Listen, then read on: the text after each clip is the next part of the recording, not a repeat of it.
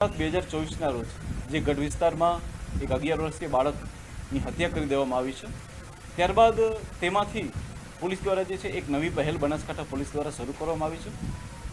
Police દ્વારા એવું observe કરવામાં આવ્યું છે કે આપણા બનાસકાંઠા જિલ્લામાં ઘણા એવા ફેમિલી હોય છે કે આઈધર એના માતાએ આઈધર એના પિતા દ્વારા પોતાના ધંધાર્થે ઘરની બહાર વધારે પડતું રહેવાનું થતું હોય છે, ત્યારે બાળક જે છે એ ઘરે એકલું હોય છે.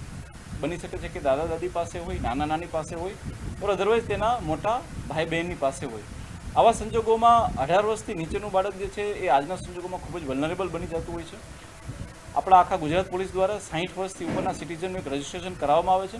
અમે બનાસકાંઠામાં એવું નક્કી કર્યું છે કે જેટલા બી આવા ફેમિલી હશે કે જેના માતા કે પિતા અથવા તો બંને જણા ધંધાર્થે વધારે બહાર રહેતા હશે, તેનું પોલીસ સ્ટેશનમાં અને જે નાની અમારી ચોકીઓ છે કે ઓપી બીટ છે ત્યાં રજિસ્ટ્રેશન કરવામાં આવશે.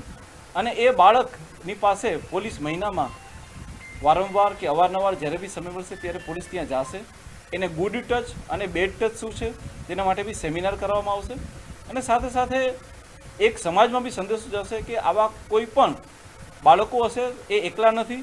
બનાસકાંઠા પોલીસ હર હંમેશા એ લોકોની સારસંભાળ રહેવા માટે છે, જેથી કરીને બાળકોને કોઈ પણ આવી વસ્તુ હોય કે જે ઘરે ના કહી શકતા હોય ને મૂંઝાતા હોય, એ બાળકનું સમાધાન બી થઈ શકે અને એને આવી કરાળનું અંજામથી બચાવી બી શકાય.